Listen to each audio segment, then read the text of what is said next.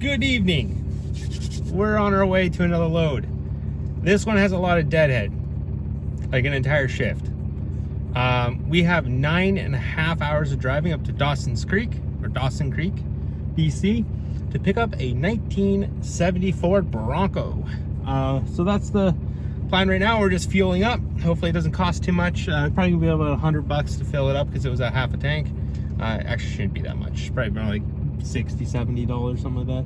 Well, $70 is come and gone, so probably around, well, what's the price of diesel? $1.50. So $1.50 here for diesel, so it's gonna be expensive. It's gonna be like 80, 90 bucks. But we're gonna make a trip up there now. It's gonna be a long drive. I'm probably not gonna do too many videos voice chat wise because it's just gonna be pitch black the whole way up there. There's gonna be snow on the ground. If anything interesting needs to know, I will absolutely let you guys in on it.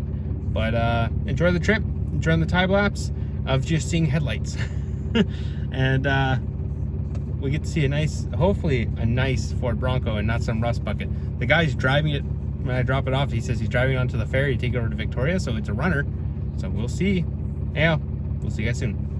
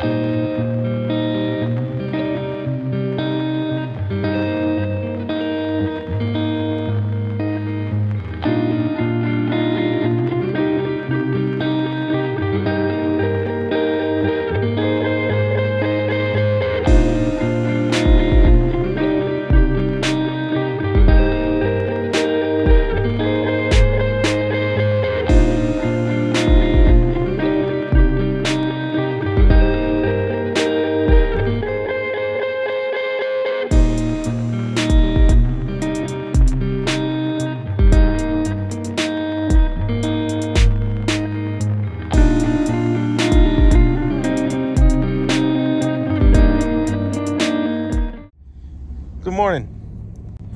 Oh, it's so cold outside. I'm in my bed right now. I know it kind of looks weird. But we just, you know what's funny? The echoing, it probably doesn't exist because you're so close to the roof here. But I left +4 yesterday in Cache Creek, and I pulled in this morning -19 Celsius. Right now it's -23. Oh my God, it's so cold outside. It is freezing up here. I have a hoodie on just because of the fact, like, I don't know, I just left my hoodie on. I went to sleep around like 4 o'clock. It's now almost 10. That's when I gotta pick up. It's at 10 o'clock. I let the customer know here about 9 o'clock I was here, and he told me come around 10 o'clock he'd be home. Right now apparently he's a plow operator, so he's out plowing right now. So I just ripped out all my winter gear out about 15 minutes ago, and got my boots. Can't find my hat, but I got my gloves warming up. But the truck wasn't bad. This is the coldest I've ever slept in this truck so far, so it actually handled it quite well. Yeah, the windows are not too bad to the touch. Like, I know if I didn't have window tint on these bad boys, you wouldn't be able to touch your hand on these. They'd be so cold. But now, like, everything is warm inside the truck. Glass is not too bad. So as you can see, it's not that bad. You can see the tint, how dark it is back here compared to the front there. So this is 5% film, or I'm trying to go where I'm pointing. This is 20 factory and then 5 on top of ceramic. And the front windows are 20. It's pretty crazy back here. Oh, I hate sleeping in an angle. Every time I sleep at an angle, I have a runny nose. Every time. And I fell asleep with my head on the driver's side of the truck. And I woke up this morning, like 2 hours after falling asleep, just stuffed right up. And no, it's not COVID or anything like that. It's what happens when you sleep at an improper angle. I have a prenasal drip because of stomach acid, or acid reflux, whatever they call it. So I just switched around. I got my head now propped up on this side. And when I get home, I'm going to re-level this bed. But yeah, we're here. We're freezing our asses off. I'm not looking forward to loading this Bronco. It's a 1970s carbureted Bronco, more than likely, never restored. So she's not gonna want to run in this weather, I guarantee. Unless this guy has a heated garage. If it's anything like my 76 Ford, she ain't gonna want to run. She's gonna fight us tooth and nail to get going. We'll get her going, but yeah, it's gonna get a shell shock as soon as it leaves here -23 and it goes back to +4. And then if I decide to keep going, it's gonna be +12. It's gonna be like a 40-degree difference when I go drop it off compared to when I pick it up. We still have 2 hours left before we can actually clock in for work. So yeah, just the customer's gonna load the car anyways. I'm practically just putting the ramps down for him, and I'll chain it down. But other than that, I'm gonna come back here, go back to sleep for a couple hours, and then I can get on my logbook. My logbook should become active, geez, I'd say probably around like 2 o'clock or 1 o'clock, something like that. My hours will reset, and then I can drive home. And that's gonna suck because right now it's just about 10 o'clock. It's 9:30 in the morning, and she ain't very bright up here, man. The lights are still on, and I think I'm far enough north where the sun's only up for a couple hours here, and then it's gone. So I don't know what we're gonna do. I guess just keep chilling, get some coffee in us. You know, it is 30 minutes too. I might go pick up some Tim's. I'm not even tired. What the hell, buddy? Stop yawning. Yeah. Got some Timmy Hortons and load up this car and relax for a little bit till our logbook resets. Yeah, then we should be good to go. We're in Canada, so we have a 13-hour shift time or drive time, a 14-hour shift time, and 8-hour reset. So, not too bad. We'll see you guys in a little bit when we get out of bed and get all the cylinders firing. Right now, we're just kind of idling. So, I'll see you guys in a little bit. Bye-bye.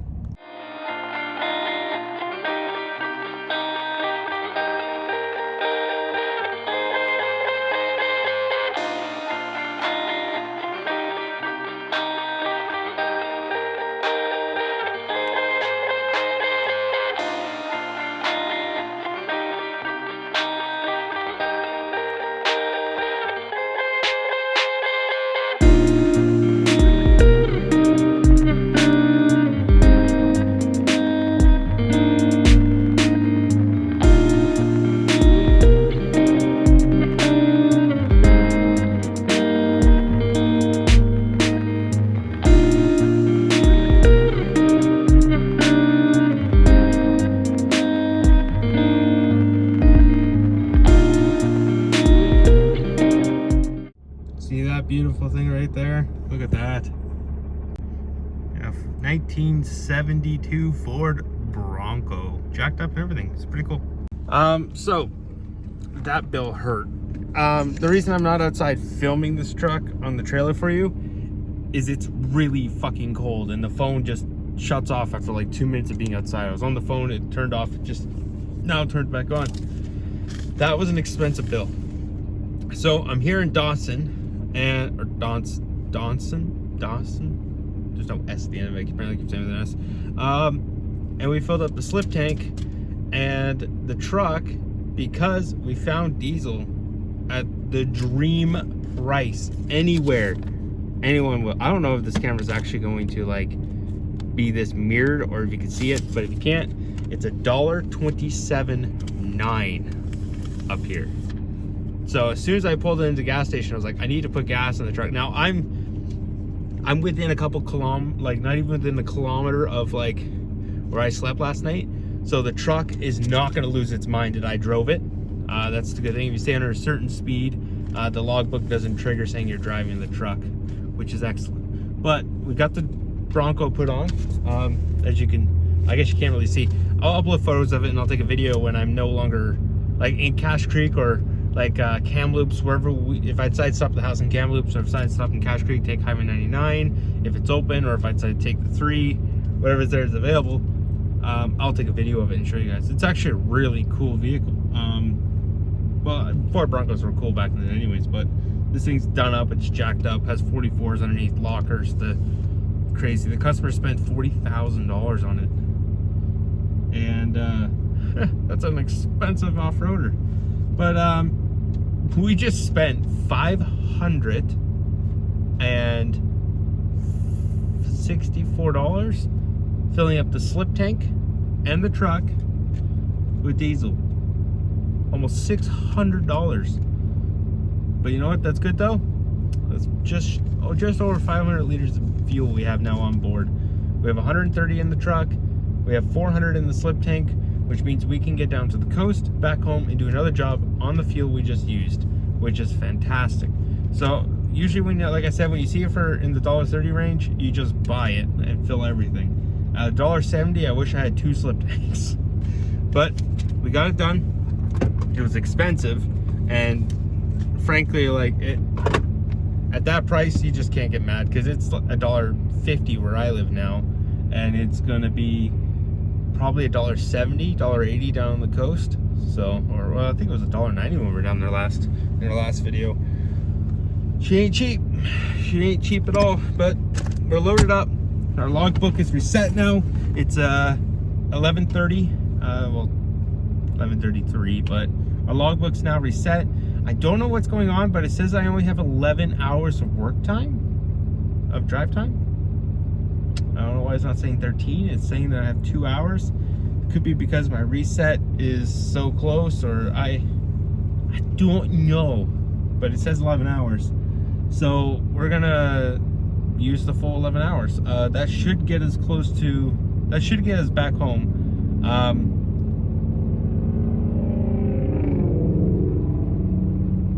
That truck was overloaded.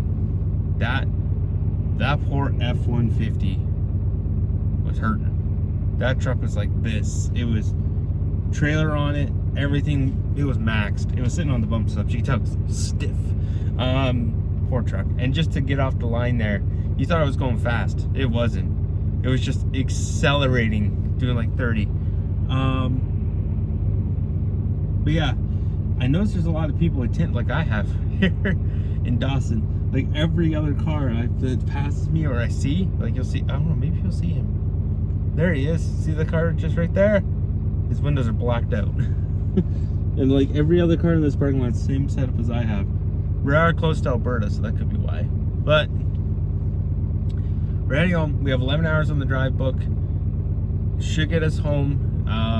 Might get us further. I'm gonna get as far as I can because the customer wants this tomorrow, Sunday afternoon. He's coming off the boat and he's gonna drive her back into it. And you know what? This thing has lived up here in the cold its whole life. It's now gonna go live on Vancouver Island and have a very simple life. I know the guy's doing a frame-up restoration to it. He paid $40,000 for it, and he still has got to do a frame-up restoration. Oh my God, that is so expensive. By the way, it's so freaking cold here right now. My truck can't even stay warm. So just parking here, my truck's in high idle constantly at 172 Fahrenheit and 155 on the trans, and it's just staying at high idle because it literally cannot stay warm. The max it can get is 172. If I turn the heat up to full blast, it starts dropping down to the 160, 150 range, and then the truck goes into warm-up mode on the tuner. So it's cold. It's freaking cold. Like I know it says, like on my truck it says minus 23 Celsius, but outside it feels like minus 30, minus 35. Easy. It's also windy. So it definitely is one of those situations where she's cold. She's just cold. Like I wonder if I could actually show you. With my truck idling in high idle, you don't see too much blue, like not blue smoke, but white smoke. But if you touch the throttle slightly, it just rolls cold. Oh, now I hit the throttle, now it's bumped it back down from high idle. Now you can see the constant steam coming off it. But it's insane. I gotta get changed. I gotta get dressed. I got my coffee. We're doing our pre-trip. I did the pre-trip, but I'm gonna stay in pre-trip while I get changed and stuff. I did my pre-trip this morning before I even picked up this load. Everything's good to go. Everything's greased. The grease gun was not liking to be run this morning. I had to take it out of the box and put it in here to heat up the grease, to get it to pump grease into the trailer tires. But it's gonna be a fun trip. I think I have too much weight on the tongue right now. But that thing is literally 50-50 weight distribution. That's what he said. And by the looks of the way it drove, he's right. It literally is pretty much as heavy it is in the ass it is in the front because of the tire carrier and the big tires on it and everything. It's only a 302 V8, so it's probably about the same weight, and it's such a small wheelbase. It's practically sitting inside of my trailer's fender wells, so I think it's a little bit sitting in the back because I have a 700 pounds with the diesel in the fucking, no, not 700 pounds.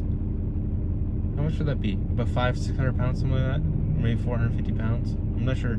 I think diesel weighs like 7 pounds a gallon, and I have a 100-gallon slip tank. So, it'd be 700 pounds, I would think. 700 pounds sounds right. 7 pounds a gallon, 100 gallons, 700 pounds. Yeah, that sounds about right. And then whatever's in the truck, so we have almost 800 pounds of fuel. Yeah, let's get this done. I gotta get dressed, we'll change, we've got our coffee, and we're gonna hit the road. We're driving into a snowstorm, So things are gonna be slow to get started, going over the pass. I'm actually gonna look at the roads right now. If it's actually more clear to go down to Grand Prairie and back to Highway 16, I'm probably gonna do that route, or we'll continue this route. I don't know yet, but we're gonna look at the weather map and see what's going on, and we'll go that route. So, see you guys soon.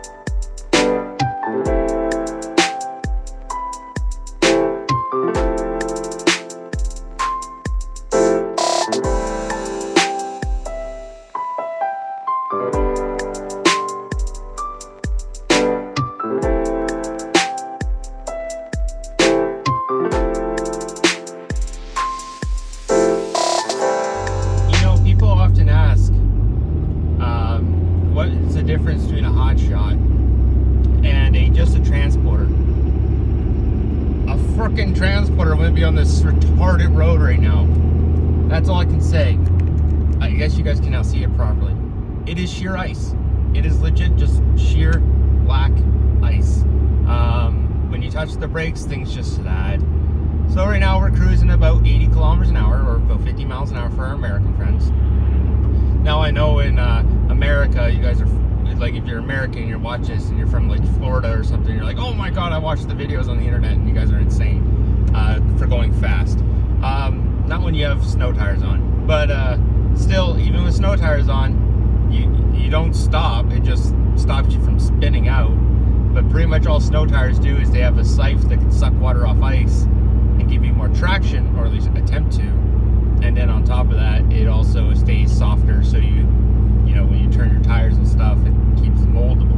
Unlike summer tires or all seasons, question mark on all seasons, or the fuck that would be, or all weather, whatever they are. There's no such thing as an all weather, all season tire in this country. It's either winter or summer. Pick your poison and hammer down. But yeah, so I know on camera you can see this yellow line, but you can see the black every now and then between the spots. That's ice. So we got a little bit of a clearer patch here, but you can see further up ahead.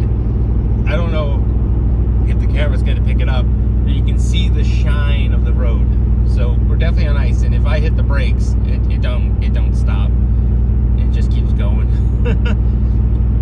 But we're going over a mountain pass, heading back to Cache Creek / Kamloops / wherever the hell our logbook runs out. So it could be in Merritt for all I know. I think we'll make it to. I think we'll make it back to my house in Kamloops. I think that's where we're probably going to make it before we have to do any, like, maybe not even that, depending on how bad Mountain Pass is. Fortunately, there's a break in the weather though, so we got lucky there. We don't have to sweat too much about it. There's lots of amazing views here. I really wish I could have driven this in the afternoon, but I wasn't able to. I was just too tired. We didn't get in until very early morning, around 6 or 5:30 in the morning or something like that. And then we left again at like noon. And I was just like, oh, I had like an hour and something left on my logbook somehow. And I was just groggy. I was like, oh my God, I felt like crap. So I got about an hour into the trip and I found a pullout and I had to pull out. I was like, I'm done. I had to pull out. I was like, I have to stop. I'm getting way too tired. I was yawning. I was starting to nod off and I was like, whoa, hello. Yes, nice to meet you guys. I can't even touch throttle or brakes, nothing. I have nothing at the moment. Okay, we're just gonna let you coast. We'll let you do your thing, okay? We'll just let you do your thing. So underneath this is just sheer ice. So if I hit the brakes right now, nothing happens. I don't even stop. But my trailer jackknife, so at least attempts to. Maybe in his lights you can see that it's glistening. Oh, get the trailer out of that. But yeah. So wherever people apply their brakes a lot, that tends to be where all the ice is. So hills, downhills, corners, things like that, just before corners. So you just gotta learn as a Canadian who drives in the snow all the time. You just learned how to judge corners and you know where people are gonna apply the brakes. As you can see, we're coming to a corner here. You can see the road going a little bit darker and not as light, and then here it lightens up. See, that's people slowing down and compacting the snow into ice. Things you learn when you drive a lot of winter roads. But yeah, most logistics people or transporters would never drive this road, period. They would pull over and wait till the plows came out and salted and sanded and plowed it. Whereas HotShot guys, we're paid to drop things off now, no matter what the weather conditions are. So if the highway's open, I ship it. And that's how I've been doing it for years. I have a lot of experience in this kind of weather. Me working in construction in my past and driving a lot of this stuff. I'm used to driving on icy roads. You just slow it down and you just take your time. That's what it's all about, We're not playing hockey with cars. See, right here, pure ice. No matter how much I hit the brakes, I just slide. So we're gonna slow it right down because we're coming up on a corner. It says 70. We're doing 50 right now. Kilometers, not miles per hour. We're doing like 30 miles an hour. But you don't want to be in a situation where it's better to go too slow into these than it is to go too fast. And you always want to dip your tire into the snow. When you're taking a corner, if there's snow for you to grab, use it. Because snow tires, they keep the snow on the tire. So, because snow and snow grip is a lot grippier than rubber on snow, if that makes sense. You look up the science of a snow tire and you'll figure it out. So, yeah, we're heading down. We're going back. I know I'm in 4x, or not landscape, but vertical, whatever the hell they call it, not horizontal. I'm not exactly sure. Because you guys can't see in the other directions. All you see is the lower dashboard or the mountain. So this is the only way. So yes, it looks weird. Yes, I know it looks funny. Yes, I know it looks ridiculous. Oh my God, this is just sheer ice. Okay. And I can't even touch the brake. Okay, let's get some engine brake on this, eh? There we go. Slow her down. And this guy has no idea. Oh no, he's doing about 40. He's doing about the same speed. He realizes it's icy too. Oh, you can really see it with those headlights. Now you guys can see the ice. So you guys can see the black ice, as they would call it in other countries. We just call it ice, but well, there's black ice, like when you don't expect it. Whoa, hello! I can't get up this hill. I can't even give it throttle. Okay, we're struggling. Oh yeah, we're struggling. Oh, there's snow. Thank God. Get me in the snow. Yes. Traction. Where have you been my whole life? We're just constantly spinning. Just non-stop spin. Spin, spin, spin, spin, spin, spin, spin, spin, spin. Climbing a hill with almost 20,000 pounds of truck. Very difficult on ice. Realistically, like, to be honest, I don't know why they don't have a chain up advisory on this. I might go put my chains on. If the road goes like this and there's another pullout coming up, I'm gonna think very hard and serious about putting my chains on. Yeah. Accident scene ahead. Okay, so someone's already crashed. Shocker.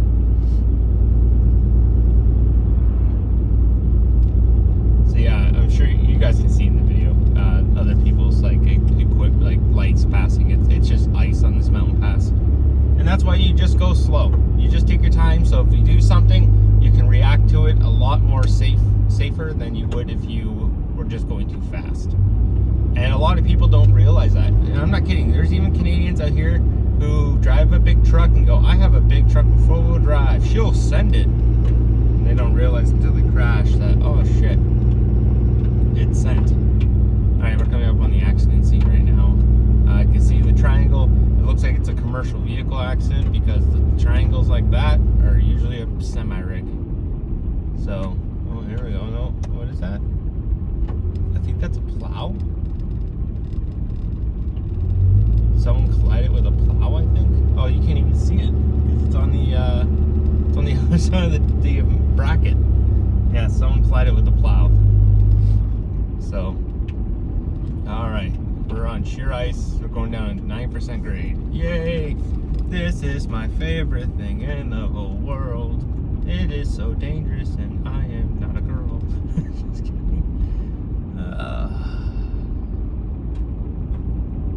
I know plenty of chicks that do this job. They're fucking good at it.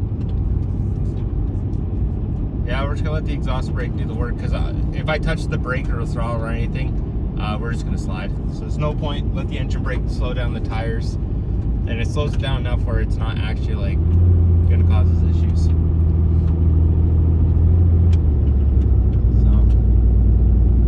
Yeah, these are the mountain roads. This is what us Canadians deal with on a regular basis. If you're hot shotting or transporting in Canada and you're in British Columbia, this is going to be on the regular. Even Alberta or Saskatchewan, if they get enough snow and they get enough cars, you're going to be dealing with this stuff too. Not a big deal. You just get through it, and that's how it is. So you just got to work, take your time, go slow. And if you need to, put it in 4. I haven't even put it in 4-wheel drive yet. I very rarely use my 4-wheel drive. In these kind of situations where I rather just go slow, and if someone wants to go in 4-wheel drive and fly by me, you know what? Have at her, buddy. Have at her. All the power to you. And I'll help you get out of the ditch and a kilometer down the road. But yeah, once our tutors pass, it gets easy. The snow kind of dies off once you get through this pass. Once you hit about Prince George, the snow goes away because we don't tend to get heavy snow, or we haven't had heavy snow. Prince George and then further south. I know we've had snow at the house today because my wife told me, but like it's not gonna be like this. This is like 3 feet deep. I don't know if you can see it. It's actually cool how the iPhone camera like is a lot better than the GoPro when it comes to dark situations. Yeah, oh, that's rough. But yeah, there's like 3 feet of snow on the side of these mountains. You see it right now. We're going up the pass, up and down the pass. So as we get further up, I guess you won't see it, but it gets a lot deeper. And for obvious reasons, like we're going up a mountain, so humidity is wild. This person's trying to tell me my high beams are on. He doesn't realize they're not. I just have a lot of weight on. And unfortunately, my lights are as low as they can go because Ram did not ever think of having lights that can go lower than this. So, not like you, buddy. I actually go out there with a little Torx tool, and I bought a tool especially from Ram that allows you to adjust the headlights quickly, and they're maxed out. So when I take a load off, I do about 6 turns, and then when I put a load on that's heavy, or over 1,000 pounds on the tongue, I instantly just slam them as low as I can go.